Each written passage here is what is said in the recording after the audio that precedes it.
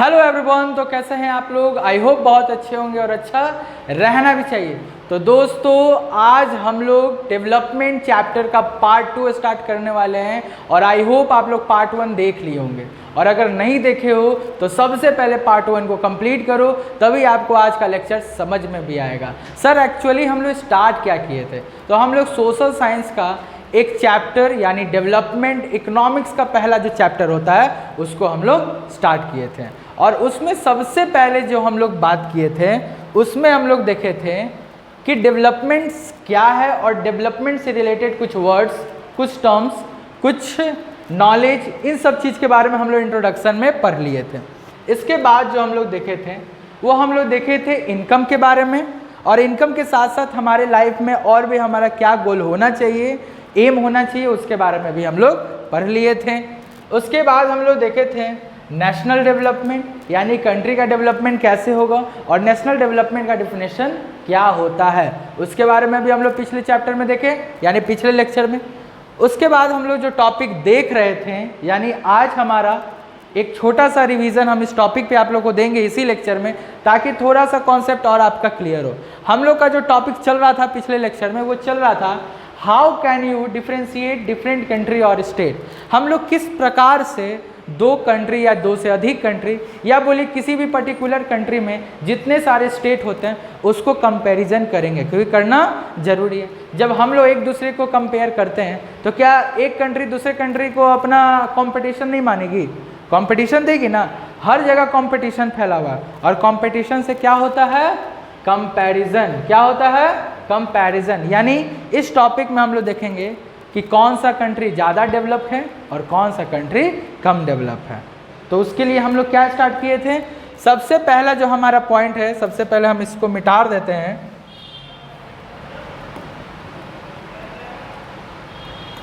ताकि आप लोग फिर से हम बता सकें।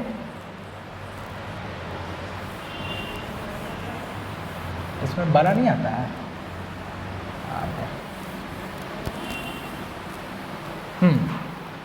तो हम लोग क्या स्टार्ट किए थे कि अगर हमें कोई भी दो कंट्री या कोई भी दो स्टेट को देखना है कि कौन ज़्यादा डेवलप कर रहा है, कौन ज़्यादा डेवलप नहीं कर रहा है, तो उसके लिए जो मोस्ट इम्पॉर्टेंट पॉइंट आपके पास आता है वो आता है इनकम। क्या आता है, इनकम। यानी आपको इनकम के आधार पर, इनकम के बेसिस पर दो कंट्री को कंपेयर करना है कि कौन सा कंट्री ज़्यादा इनकम कमा रही है और कौन सा कंट्री कम इनकम कमा रही है। जो कंट्री ज़्यादा इनकम कमा रही होगी उस कंट्री को हम लोग बोलते हैं डेवलप्ड कंट्री, और जो कंट्री कम इनकम कमा रही होगी उस कंट्री को हम लोग क्या बोलते हैं, अंडर डेवलप्ड कंट्री। क्या बोलते हैं, अंडर डेवलप। अब जो बीच में है, जो दोनों के बीच में है, वो कंट्री को हम लोग डेवलपिंग कंट्री भी कहते हैं। क्या बोलते हैं, डेवलपिंग कंट्री। तो देखो, इनकम इज अ की फीचर टू कंपेयर कंट्री। अगर आपको कंट्री को कंपेयर करना है तो आपको इनकम का हेल्प लेना पड़ेगा। बोलता है the country that have higher income, जिस भी कंट्री का इनकम हायर होता है उसको हम लोग डेवलप्ड पर कहते हैं, और जिस कंट्री का इनकम कम होगा उसको हम लोग अंडर डेवलप पढ़ते हैं। क्या पढ़ते हैं, अंडर डेवलप। क्लियर, बोलो सब कोई। Okay, the income of a country is about the income of the citizen of the country. आपको ये पॉइंट मतलब थोड़ा सा अच्छा लग रहा होगा कि भाई कोई कंट्री नहीं कमाता है, बल्कि कंट्री में रहने वाले हम लोग जितने सारे लोग रहते हैं वो कमाते हैं। तो हम ये कह सकते हैं कि किसी भी कंट्री का इनकम उसी कंट्री के रहने वाले लोगों का इनकम के बराबर होता है। जैसे मान लीजिए, अगर एक एग्जाम्पल दूँ मैं, तो मान लो एक कंट्री है इंडिया, और इंडिया में बहुत सारे लोग रहते हैं, है ना, लार्ज नंबर ऑफ पीपल। सभी लोग कमाते हैं, बिल्कुल कमाते हैं। तो सभी लोग की अगर हम इनकम का बात करेंगे तो हम कहीं ना कहीं इंडिया के इनकम का बात कर रहे हैं। कहाँ का इनकम, इंडिया का इनकम, क्योंकि हम लोग कहाँ रहते हैं, इंडिया में। तो हम लोग कमाएं यानी देश कमा रहा है, और अगर हम लोग निकम्मा है यानी देश भी निकम्मा है। क्लियर, यानी आपके देश का इज्जत आप ही के हाथ में है, ये पॉइंट कहता है। तो जितना ज़्यादा कमाओगे उतना ज़्यादा आपका देश खुद क्या होने वाला है, डेवलप करेगा, नए नए टेक्नोलॉजी को लाएगा, नए नए फीचर को लाएगा। पता है, ये वाला पॉइंट समझिए थे। चलिए, इसलिए कहता है कि जो इनकम होता है यानी हम लोग का इनकम, वो दो टाइप के होते हैं। कितने टाइप के होते हैं, दो टाइप के। कैसे सर, तो सबसे पहला इनकम को हम लोग बोलते हैं नेशनल इनकम। क्या बोलते हैं? National income. और जो दूसरा इनकम होता है वो क्या कहलाता है? Per capita income. यानी इनकम कितने टाइप्स के होते हैं इस चैप्टर के अनुसार? बोलो, 2। कौन कौन? पहला आता है नेशनल इनकम और दूसरा आता है पर कैपिटा इनकम। क्या चीज? पर कैपिटा इनकम। अब चलिए, क्या सर दोनों इनकम को हम लोग देखेंगे? तो हाँ देखते हैं। दोनों इनकम का एग्जाम्पल भी हम लोग देखेंगे और देखेंगे कि कैसे कंट्री एक दूसरे से अलग होती है, यानी डेवलप और अंडर डेवलप के केस में। चलो, सबसे पहले मेरा क्या है? National income. क्या है? National income. आइए समझते हैं नेशनल इनकम होता क्या है।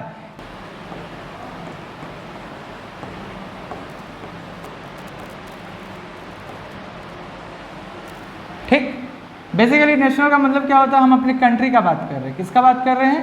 कंट्री का। और कंट्री में रहते कौन है? हम लोग। कंट्री में कौन रहता है? हम लोग। पीपल बोलिए या बोलिए जनरल पब्लिक। क्या बोलिए? General public. और हम लोग कहीं ना कहीं कोई ना कोई काम कर रहे हैं। बिल्कुल कर रहे हैं। क्यों कर रहे हैं सर? क्यों कर रहे हैं? इनकम जनरेट करने के लिए। क्यों? To earn income. To earn income. अब देखिए, और ऐसे बहुत सारे लोग हैं, यानी आपको पता है इंडिया में कितने सारे लोग हैं? 140 करोड़ की आबादी है। क्या है? 140 करोड़ की आबादी। इसमें बच्चे भी हैं, जवान भी है, नौजवान भी है, बूढ़े भी हैं। तो बच्चे को और बूढ़े वाले कैटेगरी को हटा दो, तो जो वर्किंग क्लास वाले एज आते हैं वो लोग काम करते हैं। तो हम लोग को उनका इनकम देखना है। क्या देखना है? बेसिकली कमाते वही हैं। कमाता कौन है? सिर्फ वही है। तो बोलता है कि कंट्री में जितने सारे पीपल है, यानी टोटल पीपल के सारे इनकम को आप जोड़िए, यानी टोटल इनकम को। कैसे होगा सर? सभी लोगों के इनकम को हम लोग को जोड़ना है। क्या करना है? जोड़ना है, सम करना है। तो हमें जो इनकम मिलेगा उसी इनकम का नाम है नेशनल इनकम। क्या नाम है? National income. यानी अगर 140 करोड़ की जनसंख्या में 100 करोड़ आदमी कमाते हैं तो हमें सभी के इनकम को ऐड करना है, तो अब जाके जो लास्ट में इनकम मिलता है वही हमारा क्या कहलाता है? National income. क्या कहलाता है? National income. डिफिनेशन क्लियर है? वहाँ पे जो डिफिनेशन लिखा हुआ था वो जीडीपी का डिफिनेशन था, मिसप्रिंट हो गया था थोड़ा इसीलिए। ठीक है, तो यहाँ से समझ लीजिए नेशनल इनकम होता क्या है। अब हम लोग नेशनल इनकम के मदद से देखेंगे कि हम लोग क्या कंट्री को कंपेयर कर सकते हैं। तो चलिए आइए एक एग्जांपल से समझते हैं। ठीक, जैसे मान लीजिए हमारे पास 2 एग्जांपल है। एक हमारा इंडिया और दूसरा हमारा, बोलो सब कोई, चाइना। दूसरा हमारा चाइना। आपको पता है कि इंडिया का जो पॉपुलेशन है वो चाइना से ज़्यादा है, यानी यहाँ के पॉपुलेशन से ज़्यादा है। ठीक है, तो अगर नेशनल इनकम का बात करूं तो बोलता है कि जितने सारे लोग हैं सभी के भाई लोगों का इनकम को ऐड कर दीजिए। तो यहाँ पे तो ज़्यादा लोग हैं, यहाँ अगर सबका इनकम ज़्यादा करेंगे तो यहाँ का इनकम तो ज़्यादा आ जाएगा। क्या हो जाएगा? ज़्यादा। एक एग्जाम्पल ले लो, मान लीजिए 100 करोड़ को हम बस 100 लिखते हैं। ठीक है, और यहाँ पे मान लो 90 करोड़ को 90 लिख देते हैं। क्या लिख देते हैं? 90। अब बताओ 100 लोग ज़्यादा कमाएंगे कि 90 लोग ज़्यादा कमाएंगे? तो बच्चे जानते हैं भाई, कॉन्सेप्ट के हिसाब से जहाँ पे ज़्यादा लोग रहते हैं वहाँ ज़्यादा कमाई होती है, और जहाँ पे कम लोग रहते हैं वहाँ कम कमाई होती है। लेकिन वहीं पे फिर हमारा कॉन्सेप्ट हो जाएगा गलत। वहीं पे हमारा कॉन्सेप्ट क्या हो जाएगा? गलत। कैसे सर? तो सबको को पता है कि चाइना इंडिया से कितना आगे है भाई। अगर ऐसे देखा जाए नेशनल इनकम को देखो तो इंडिया का रैंक 1 पे आता है। क्या इंडिया रैंक 1 पे आता है? क्या इंडिया रैंक 1 पे आता है? नहीं आता। इंडिया तो चाइना से कितना ज़्यादा पीछे है। चाइना तो डेवलप्ड कंट्री में आता है, इंडिया डेवलपिंग कंट्री में आता है, यानी इंडिया तो अभी डेवलप्ड हुआ भी नहीं अच्छे तरीक़ा से। तो हमारा कहीं ना कहीं नेशनल इनकम से जो हम लोग कंपैरिजन कर रहे हैं उसमें इशू आ रहा है, यानी प्रॉब्लम आ रहा है। क्या आ रहा है? प्रॉब्लम। और उसका रीज़न सिर्फ एक ही है, वो है जनसंख्या। क्या है? पॉपुलेशन। कोई कंट्री में ज़्यादा पॉपुलेशन होता है तो कोई कंट्री में कम पॉपुलेशन होता है। तो पॉपुलेशन की वजह से देख रहे हो ना कितना ज़्यादा इशू हो रहा है, ठीक है। तो कहीं ना कहीं हम लोग नेशनल इनकम को नहीं लेंगे, कहीं ना कहीं हम लोग नेशनल इनकम को नहीं लेंगे। लेकिन पढ़ना क्यों जरूरी था सर? क्योंकि इसलिए जरूरी हो जाता है, कुछ चीज़ को अगर आपको सही बताना है तो सबसे पहले आप उसकी गलत चीज़ों को बताइए, तब आपको उसको चीज़ को सही चीज़ समझ में आना स्टार्ट होगा, ठीक है। तो अगर मेरे पास इनकम का दो टाइप था, कौन कौन इनकम का टाइप था? एक नेशनल इनकम, एक पर कैपिटा इनकम। तो नेशनल इनकम तो खत्म, नेशनल इनकम से कंपैरिजन हम लोग नहीं कर सकते हैं। और अगर नेशनल इनकम से कंपैरिजन होता तो सेकंड वाला इनकम को पढ़ने का ज़रूरत भी नहीं पड़ता। लेकिन अगर सेकंड इनकम दिया हुआ है तो समझिए पहला वाला में कोई ना कोई फॉल्ट है। अगर मान लो कल को कोई और एसएसटी का टीचर आ जाए तो इसका मतलब क्या है?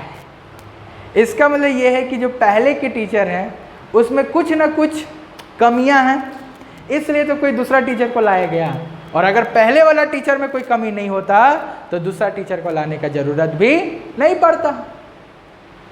तो अगर नेशनल इनकम मेरा ठीक होता तो पर कैपिटा का कॉन्सेप्ट नहीं आता बाबू मार्केट में। और अगर पर कैपिटा का कॉन्सेप्ट है तो समझिए नेशनल इनकम में प्रॉब्लम है, और हम प्रॉब्लम को यहाँ प्रूव भी कर दिए। क्लियर?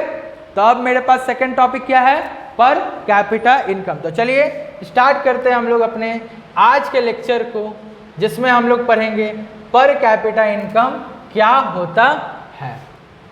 चलो स्टार्ट। बोलता है per capita income it is also called as average income. Per capita income को हम लोग क्या बोलते हैं? Average income. नेशनल इनकम का क्या नाम था दूसरा? Total income. तो उसी तरह से आपका पर कैपिटा इनकम का दूसरा नाम क्या पड़ेगा? Average income. बोलता है it is define as the country's total earning, यानी कंट्री के सभी अर्निंग को आप ले लीजिए, ठीक है, एंड डिवाइडेड बाय, फिर उसको डिवाइड दीजिए द होल पॉपुलेशन से, यानी जनसंख्या से डिवाइड देना है। किससे? जनसंख्या से। यानी अगर मान लो 10 लोग मिलके कमाए 100 रुपया, कितना कमाए? 100 रुपया है। 10 पर्सन है और 10% कितना मिलके कमा रहे हैं? 100 रुपये। तो सबसे पहले डिफिनेशन क्या बोला है? आप अर्निंग को लीजिए। अर्निंग कितना है? 100 रुपया। अर्निंग कितना है बताओ?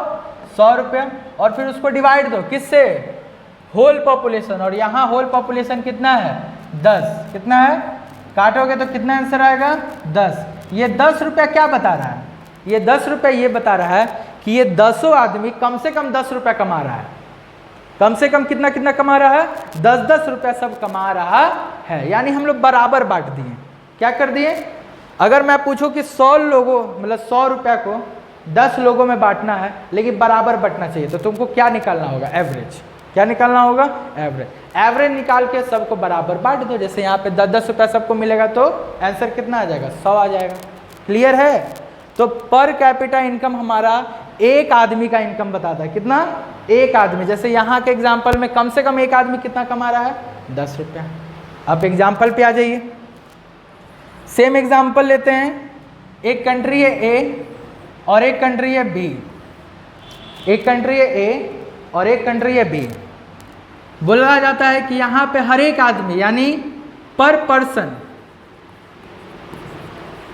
100 रुपया लोग कमा रहे। कितना? 100 रुपया। और इस कंट्री के बारे में बोला कि यहाँ पे जो पर पर्सन है वो 90 रुपये के बराबर कमा रहे हैं। कितना रुपए के बराबर? 90 रुपया। तो यहाँ देखो पर पर्सन से डायरेक्ट तुम कंपेयर कर दोगे, सर ए हमारा डेवलप्ड है, ए हमारा क्या है? डेवलप्ड है, और बी डेवलप्ड नहीं है। क्यों? क्योंकि एक कंट्री में हर एक आदमी 100 रुपया कमा रहा है, लेकिन वही जगह पे बी कंट्री है, वहां का हर एक आदमी 90 रुपया कमा रहा है। कितना? 90 रुपया। तो कहीं ना कहीं किस कंट्री के लोग ज्यादा कमा रहे हैं? ए। तो डेवलप भी कौन करेगा? ए। तो फिर वही पॉपुलेशन का तुम बात करोगे तो तुम नेशनल इनकम पे आ जाओगे, और ये कॉन्सेप्ट दिमाग से निकाल लो तो फिर तुम नेशनल इनकम का ना बात कर दिया। पॉपुलेशन कहाँ था? नेशनल इनकम पे। इसलिए सबसे पहले आपको नेशनल इनकम पढ़ाया गया। समझ में आया? हाँ, हमको पता था कि बच्चा लोग में ये आता ही आता है, बच्चा लोग में ये आता है। तो जनसंख्या का बात बाबू नेशनल इनकम में करना है। कहाँ करना है?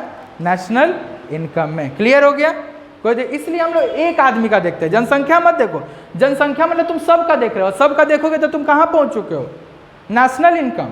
और नेशनल इनकम से तुम कंपैरिजन करके देख लिया ना अभी, वहाँ क्या आपका आंसर सही आया? नहीं आया। तो हमारे पास एक आदमी का निकालो, जहाँ पे 100 आदमी से काम नहीं चलता वहाँ एक आदमी से काम चल रहा है। क्लियर हो गया? कोई दिक्कत? 10 गो SST के टीचर रखने से अच्छा है कोई एक बढ़िया SST का टीचर रखो, वो ज़्यादा हेल्पफुल देगा। तो सब लोग का इनकम को देखने से अच्छा है कि एक आदमी के इनकम को देखो कि चाइना में एक लोग कितना कमा रहा है और इंडिया में वही एक लोग कितना कमा रहा है। इससे तुमको पता चलेगा कि चाइना कितना ज़्यादा डेवलप्ड हो चुका है और इंडिया अभी भी बहुत नीचे है। चाइना का करेंसी ज़्यादा होता है, डॉलर। अगर अमेरिका का बात करें, इंडिया और अमेरिका में, तो डॉलर बड़ा है या रुपये बड़ा है? बोलो, डॉलर। कौन बड़ा है? डॉलर। अमेरिका का $1 कितने रुपए का बराबर है? 84, 85, 86, ये बढ़ते घटते रहता है। तो इंडिया में एक आदमी 86 रुपया कमाएगा और अमेरिका में बस $1 कमाएगा तो बराबरी हो जाएगा। क्या हो जाएगा? बराबरी। इसलिए अमेरिका ज़्यादा है हाई, इंडिया कम है उसके कंपैरिजन में। क्लियर हो गया? तो इसलिए हम लोग एक आदमी के इनकम को देखेंगे। क्या देखेंगे? एक आदमी के इनकम को। आई होप आपको पर कैपिटा इनकम का कॉन्सेप्ट क्लियर हो गया होगा। कोई डाउट तुम लोग को? बोलो, नहीं ना? चलिए, the average income of the country is the ratio of the overall income. Ratio समझते हो ना, जो बटा में होता है उन दोनों का रेशियो हम लोग देखते हैं। ओवरऑल इनकम कहाँ लिखते हैं? ऊपर में। नीचे में क्या लिखते हैं? पॉपुलेशन। नीचे में क्या लिखते हैं? यानी आपका एवरेज इनकम रेशियो है किसके किसके बीच का? इनकम का और पॉपुलेशन का। इनकम का, पॉपुलेशन। यहाँ पे हमारा ये टॉपिक भी हो जाता है समाप्त। ठीक? कोई डाउट? चलिए, तो हम लोग सबसे पहले देखें इंट्रोडक्शन ऑफ द चैप्टर, उसके बाद हम लोग देखें इनकम एंड अदर गोल्स, उसके बाद हम लोग क्या देखे थे? National income, sorry national development देखे थे। फिर उसके बाद हम लोग देखे थे कि हाँ, how to compare different country और स्टेट, कैसे कैसे हम लोग करेंगे। ठीक है? और हम लोग कंट्री को तो देख लिए सर, अब हम लोग का बारी है स्टेट को देखने का। किसको देखने का? स्टेट को देखने का। क्योंकि कंट्री को तुम कंपैरिजन कर दियो भाई, इनकम चाहिए, लेकिन स्टेट को भी तो कंपेयर करना है। इंडिया ही में एक बहुत सारे स्टेट है। Total number of state India में कितने हैं बताइए? किसको? क्या चीज़ का लिए बाबू? अच्छा, ये सब क्वेश्चन थोड़ा सा बाद में पूछ लेना, वीडियो है, बहुत सारी चीज़ों को एडिटिंग मेरा बढ़ेगा। ठीक है? आप अपने क्वेश्चन को रखो बाद में पूछने के लिए, अभी वीडियो बना रहे। ठीक? चलिए, तो अब हम लोग स्टेट के कंपैरिजन में आते हैं और जिसमें हम लोग देखेंगे इनकम एंड अदर क्राइटेरिया। यानी हमारा जो नेक्स्ट टॉपिक है वो है इनकम और अदर क्राइटेरिया पे। चलिए आते हैं, स्टार्ट करते हैं। सबसे पहले, टू अचीव अ गोल, अगर हमें अपना गोल को पाना है तो people earn more and want respect from other, the security of the other lives and the freedom. हमें अपना डेवलपमेंट करने के लिए क्या करना चाहिए? सबसे पहले अपने इनकम को हमेशा बढ़ाते रहना चाहिए। और क्या चाहिए सर? हमें फ्रीडम चाहिए। और क्या चाहिए सर? हमें सिक्योरिटी चाहिए। और क्या चाहिए? हमारा लाइफ स्टैंडर्ड अच्छा हो। ये सब आपको कहीं ना कहीं पैसों से मिल जाएगा। किससे मिलेगा? पैसे। यानी अगर मैं बात करूं तो इनकम के साथ साथ आपको और भी चीज़ का ज़रूरत पड़ता है, वो है रेस्पेक्ट। क्या है?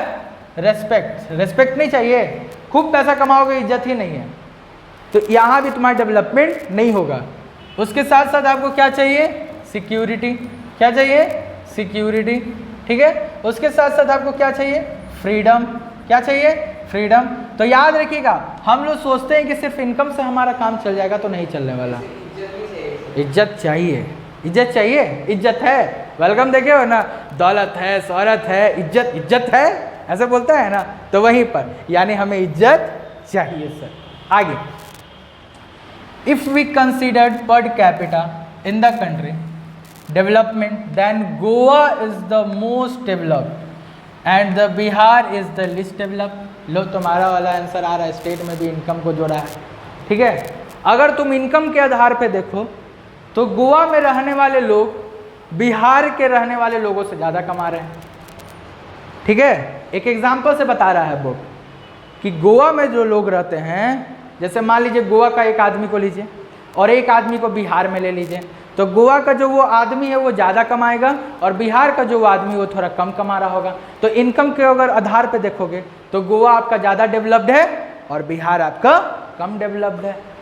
ठीक है, तो हाँ, स्टेट को हम लोग इनकम के आधार पे भी देख सकते हैं। आगे बट कुछ बातें और हैं जो आपको सीखना है। जैसे एक इनकम तो आप लोग ले चुके हो कि इनकम के आधार पे हम लोग देखते हैं, लेकिन कुछ पॉइंट और है। जैसे पहला पॉइंट क्या है, नेट अटेंडेंस रेशियो।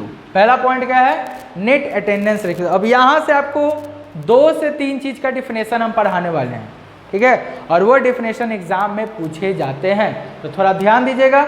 और वीडियो को पॉज करके ये नोट्स को अपने कॉपी में सभी कोई जरूर लिखेंगे, ठीक है, आप लोग भी, क्योंकि आप लोग को नोट्स लिखवा नहीं रहे, PDF आप लोग पास तो चल ही जाएगा, लेकिन अगर PDF आप में लेट लगेगा तो वीडियो है ना, इससे होगा क्या, इससे आपका थोड़ा सा रिवीजन भी हो जाएगा, थोड़ा वो भी देखिए। तो आइए सबसे पहले हम लोग देखते हैं नेट अटेंडेंस रेशियो क्या होता है। सर कहता है it is defined as the total number of children the age group from 14 year, यानी हर एक वो बच्चा जो 14 ईयर के ग्रुप में आता है, कितना, 14 ईयर के ग्रुप में आता है, और क्या लिखा है, अटेंडिंग द स्कूल, वो स्कूल जाता है, from the total percent of children in the same age group. जैसे मान लीजिए 100 बच्चे हैं, 100 के 100 बच्चे 14 साल के कैटेगरी में आते हैं, कितना।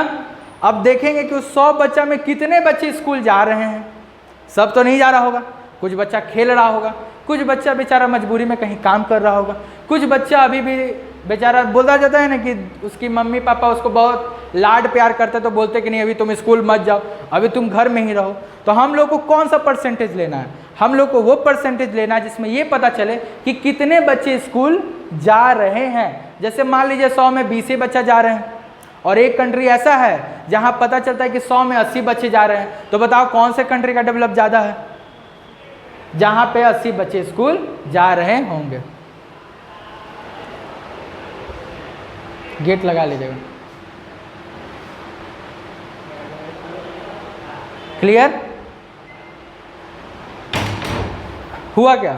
जैसे मान लीजिए हम क्या बोले, एक ऐसा कंट्री है जहां पे 100 में से 80 बच्चे स्कूल जा रहे हैं, और एक ऐसा कंट्री है जहाँ पे पता चलता है 100 में मात्र 20 बच्चे जा रहे हैं। तो बताइए किस कंट्री का डेवलप ज़्यादा हो रहा है, जहाँ 80 बच्चे स्कूल जा रहे होंगे, क्योंकि डेवलपमेंट पढ़ाई लिखाई से ही होता है। बढ़ोगे, लिखोगे, बनोगे नवाब, और खेलोगे, कूदोगे, बनोगे खराब।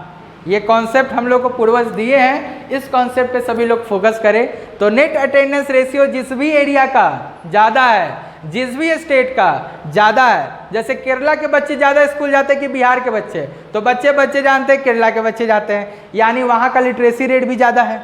तो केरला बिहार के कंपैरिजन में डेवलप्ड है, और केरला के कंपैरिजन में बिहार डेवलप्ड नहीं है। क्लियर है, कोई दिक्कत।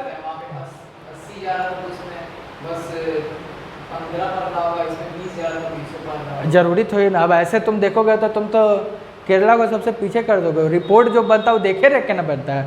अब जैसे हम मान लेंगे सर कि सूरज भगवान एक बार धरती में सट जाए तो क्या होगा, तब मान लेने से कॉन्सेप्ट थोड़ी ना बना हुआ है। जो कॉन्सेप्ट वो कॉन्सेप्ट है। अगर केरला को आगे रखा है यानी कि जाहिर सी बात है वहाँ के बच्चे लोग पढ़ने जा रहे होंगे। अब वो भले नहीं पढ़े, बात यही है ना कि वो भले ना पढ़े, लेकिन स्कूल, ये स्कूल बस अटेंडिंग का बात किया है, पढ़ाई लिखाई का बात नहीं किया। हाँ, इसके बाद जो पढ़ेंगे उसमें पढ़ाई लिखाई का बात होगा, जिसमें हम लोग का जो नेक्स्ट टॉपिक है वो क्या है, लिटरेसी रेट। अब जहाँ के बच्चे 100 जा रहे हैं, 100 में मात्र 20 पढ़ रहे हैं, 80 नहीं पढ़ रहे हैं, उस एरिया का या बोलिए उस स्टेट का या बोलिए उस कंट्री का लिटरेसी रेट क्या होने वाला, लो। क्या होने वाला है, लो। और जिस भी कंट्री का, जिस भी स्टेट का लिटरेसी रेट लो रहता है, वो कंट्री, वो स्टेट आपका अंडर डेवलप्ड होता है। और जिस भी कंट्री या स्टेट का लिटरेसी रेट ज़्यादा होता है, वो कंट्री ज़्यादा डेवलप करता है। ये क्लियर हो गया, कोई दिक्कत नहीं ना। चलिए सबसे पहले डेफिनेशन देख लेते हैं। लिखता है it is the total number of people above 7 year, यानी 7 साल के ऊपर होना चाहिए, हु कैन राइट, लिख सकता हो, हु कैन रीड, पढ़ सकता है, एंड हु कैन, जो लिखा हुआ पढ़ा हुआ समझ भी सकता है। बहुत सारे बच्चे ऐसे होते हैं जो लिख ही नहीं पाते हैं, बहुत सारे ऐसे बच्चे होते हैं जो लिखा हुआ को पढ़ भी नहीं पाते हैं, और बहुत सारे ऐसे बच्चे होते हैं जो लिख लेते हैं, पढ़ लेते हैं, लेकिन उनको बेचारों को समझ में नहीं आता है। ठीक है, तो तीनों कैटेगरी है भाई। क्या है, अब आप सभी लोग अपने अपने कैटेगरी को जरूर कमेंट बॉक्स में लिखे, सर हम कौन कैटेगरी में आते हैं। तो सभी कोई इससे और इससे तो पार है, तुम लोग लिख सकते हो, तुम लोग पढ़ सकते हो, अंडरस्टैंडिंग बस देखना होगा। बहुत सारे लोगों को ये वीडियो बार बार देखने को मिलेगा, यानी वो बार बार देखेगा तब जाके समझेगा, और कुछ बच्चे ऐसे होंगे जो एक बार में देखेंगे, एक बार में वीडियो क्लियर, यानी उनका अंडरस्टैंडिंग लेवल काफ़ी हाई होगा। लेकिन लिटरेसी रेट के मामले में तीनों हाई होना चाहिए। क्या होना चाहिए, तीनों हाई। तो जिस भी कंट्री का लिटरेसी रेट ज़्यादा है, जिस भी स्टेट का लिटरेसी रेट ज़्यादा है, वो ज़्यादा डेवलप्ड है, और जहाँ पे कम है वो कम डेवलप्ड है। विदाउट ऐसा। और लास्ट है इन्फेंट मोर्टेलिटी रेट। ये हमारे हेल्थ से जुड़ा हुआ है। किससे जुड़ा हुआ है, हेल्थ से। किससे जुड़ा हुआ है, हेल्थ से। ठीक, इन्फेंट मोर्टेलिटी रेट बेसिकली होता क्या है, it is the total number of children that die in 1 year of age. एक साल के अंदर, वहीं बैठो अभी, एक साल के अंदर कितने नंबर ऑफ चिल्ड्रन मर जा रहे हैं, किसमें, as a proportion of 1000 birth in a year. जैसे मान लीजिए एक साल में 1000 बच्चे जन्म लिए, तो 1000 बच्चे में कितने बच्चे बचे हुए हैं और कितने बच्चे चल बसे। बहुत सारे ऐसा केस होता है भाई कि जन्म लिया बच्चा मर गया, या जन्म लिया बच्चा 1 साल का हुआ भी नहीं था, बेचारा मर गया, खाना पीना उस टाइप का नहीं मिला, उस टाइप का न्यूट्रिशन नहीं मिला, उस टाइप का हेल्थ केयर नहीं मिला, तो बच्चे मरते हैं, बच्चे मरते हैं। तो सोचो, जिस भी कंट्री या जिस भी स्टेट में 1 साल के अंदर ज़्यादा से ज़्यादा बच्चा मर रहा होगा, क्या वो कंट्री कभी डेवलप करेगा? जहाँ का हेल्थ फैसिलिटी ही अच्छा नहीं है, क्या वह कंट्री डेवलप करेगा? नहीं करेगा। तो इन्फेंट मोर्टेलिटी रेट के केस में ये जितना कम होगा, यानी जितना कम बच्चे मरेंगे, कंट्री उतना ही डेवलप करेगी, कंट्री उतना ही डेवलप करेगी। क्लियर हो गया इन्फेंट मोर्टेलिटी रेट? कोई दिक्कत? तो हम लोग 3 टॉपिक पर हैं। पहला टॉपिक नेट अटेंडेंस रेशियो, दूसरा टॉपिक लिटरेसी रेट, और इन दोनों के केस में रिलेशन डायरेक्ट बन रहा था, यानी नेट अटेंडेंस रेशियो बढ़ेगा तो कंट्री भी बढ़ेगा, लिटरेसी रेट बढ़ेगा तो कंट्री भी बढ़ेगा। लेकिन ये मात्र एक इकलौता है कि अगर ये घटेगा तो कंट्री बढ़ेगा। कोई डाउट नहीं ना?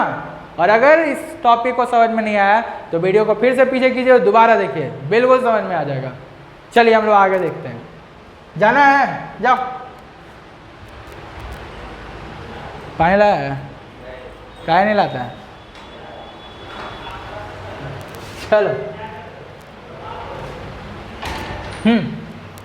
चलिए, आई होप ये तीनों डिफिनेशन आप लोगों को क्लियर हो गया होगा।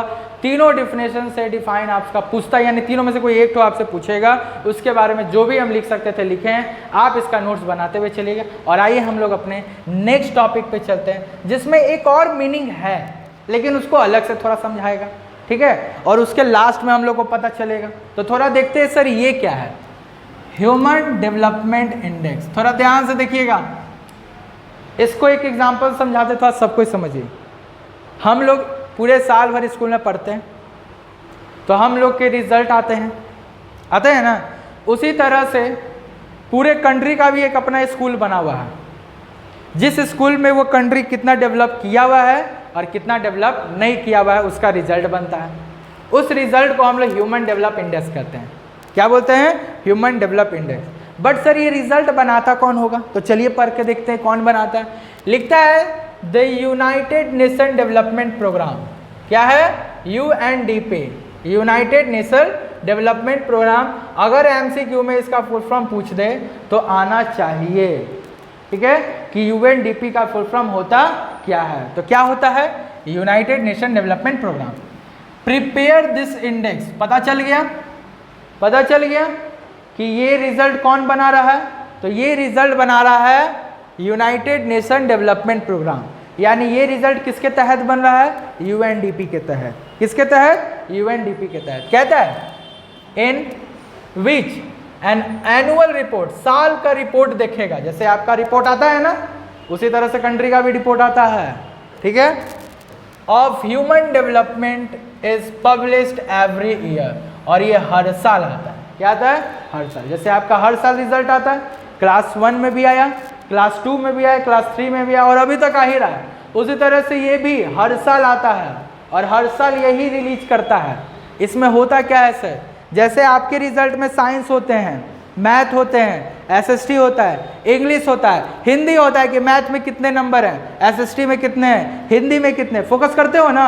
अगर मैथ में कम आया है तो अगला साल खूब मैथ पढ़ते हो तो मैथ को बढ़ा लेते हो, लेकिन पता चला मैथ पढ़ते पढ़ते एसएसटी गड़बड़ आ जाता है, फिर एसएसटी को पढ़ना स्टार्ट करते हो तो फिर मैथ गड़बड़ आ जाता है।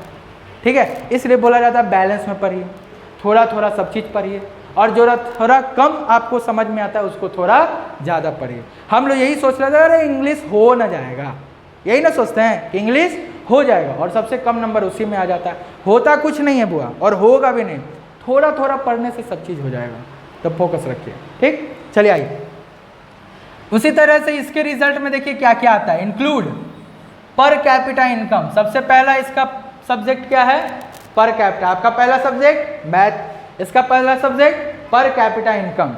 ठीक, दूसरा सब्जेक्ट लिटरेसी रेट, आपका दूसरा सब्जेक्ट साइंस होता है।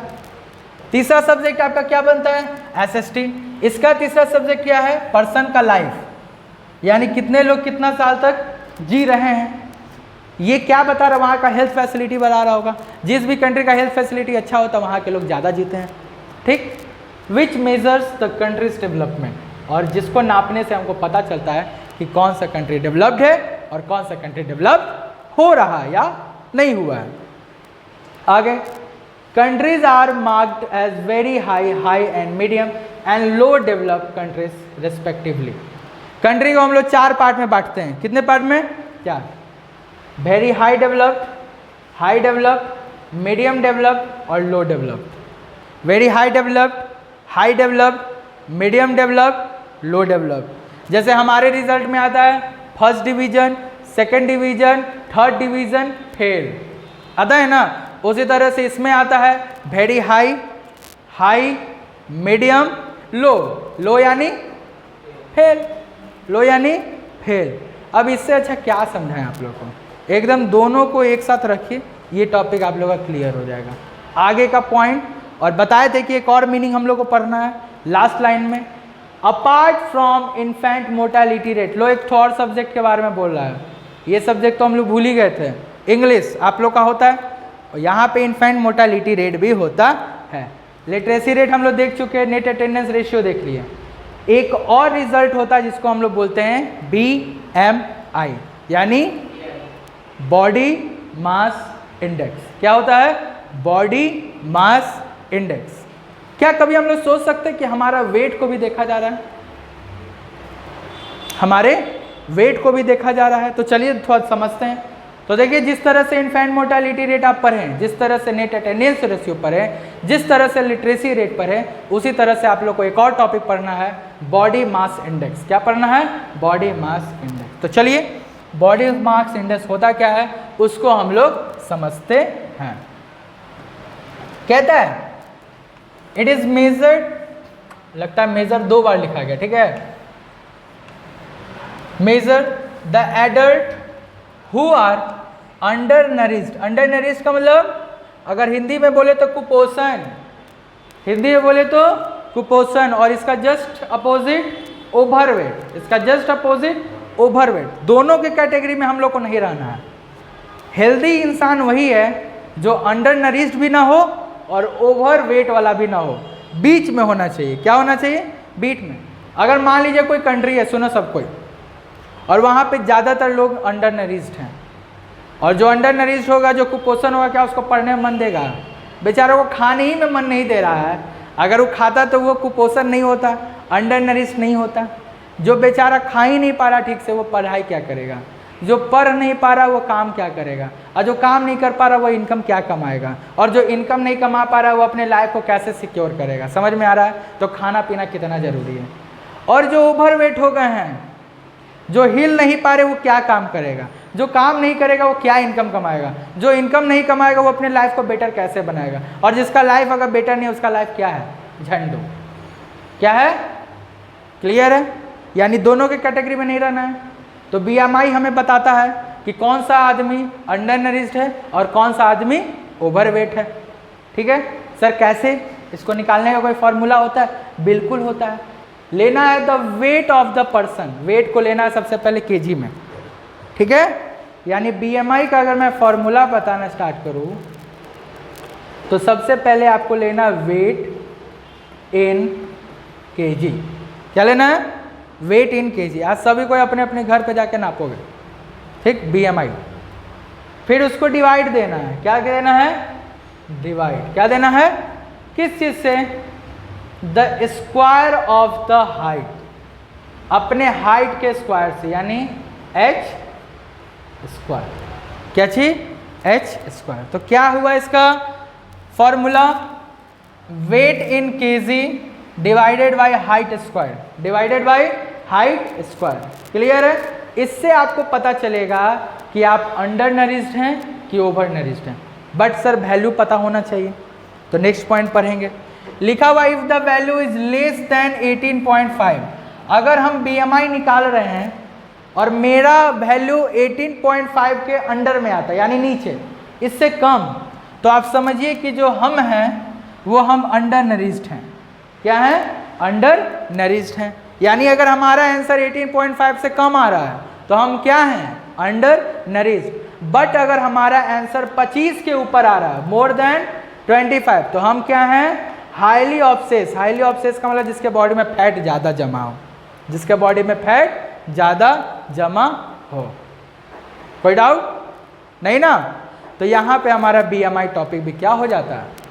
खत्म। तो क्लियर है? 4 डिफिनेशन आप लोगों को पढ़ना है इस चैप्टर में। चारों डिफिनेशन हमने पढ़ के खत्म किया। देखो तो एक बार वीडियो चल रहा है ना, खाली देखना है। चलो आगे बैठ जाओ।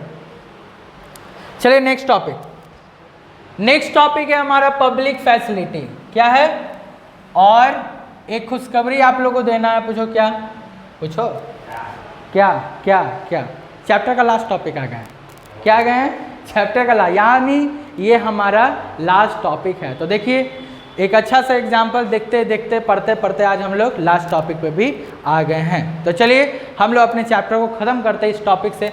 पब्लिक फैसिलिटी होता क्या है? यानी एक ऐसा सुविधा जो आम जनता को मिल रहा है। सर इतना तो हमको पता है, लेकिन सर वो सुविधा दे कौन रहा है? तो जिनको हम लोग चुनते हैं इलेक्शन के दौरान, यानी हमारी सरकार, यानी हमारी गवर्नमेंट। तो पब्लिक फैसिलिटी देने का काम किसका है? गवर्नमेंट को। और किसको देगा? जनरल पब्लिक को। किसको देगा? जनरल पब्लिक को। इसके लिए वो क्या क्या करता है तो सुनो। Public facility play a major role in the development of a country. किसी भी कंट्री के डेवलपमेंट के लिए पब्लिक फैसिलिटी का भी होना बहुत ही इम्पॉर्टेंट है।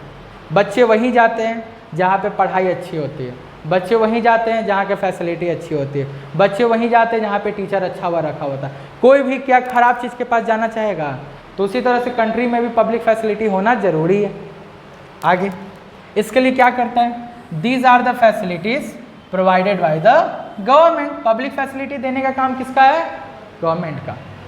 लाइक सच एज स्कूल, सरकार स्कूलें बनवाएंगी, सरकार ट्रांसपोर्टेशन का फैसिलिटी देगी, इलेक्ट्रिसिटी का सुविधा देगी, हॉस्पिटल का सुविधा देगी, रहने का सुविधा देगी, और हमारे लिए कम्युनिटी हॉल भी बनाएगी। ये आप लोगों को पता है।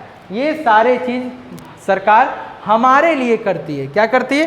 ताकि लो बजट में हम लोग का काम हो जाए, क्योंकि हर एक चीज़ हम लोग पैसा दे के नहीं खरीद सकते, ये पता है आप लोग को। तो कुछ चीज़ हमारे अंडर में नहीं होता है लेकिन हमें चाहिए, तो वो अवेलेबल कौन कराएगा? गवर्नमेंट। कौन कराएगा? यही लाइन यहाँ लिखा हुआ है। These facility are important as we cannot purchase every major facility. हर एक बड़ी फैसिलिटी को हम लोग नहीं खरीद सकते। अब बोलेंगे रोड खरीद लो, तो क्या तुम रोड खरीद सकते हो? तो ये फैसिलिटी कौन देगा तुम लोग को? सरकार। क्लियर हो गया? कोई डाउट? तो यहाँ पे फाइनली हमारा इकोनॉमिक्स का चैप्टर 1 डेवलपमेंट पूरी नोट्स के साथ हो चुका है क्लियर। अब आप लोगों को करना क्या है? एनसीईआरटी में जितने सारे क्वेश्चंस हैं, जो भी एमसीक्यू दिया हुआ है, उसको अपने कॉपी में ध्यान पूर्वक बना लीजिए और जो भी नोट्स हमने लिखवाया है उसका एक एक पॉइंट को रट लीजिए, क्योंकि एसएसटी में समझना है और समझ के रटना भी है, क्योंकि नहीं रटोगे तो नहीं लिख पाओगे। कंटेंट भर भर के देना है एग्जाम में। तब तक के लिए bye bye, take care, see you soon.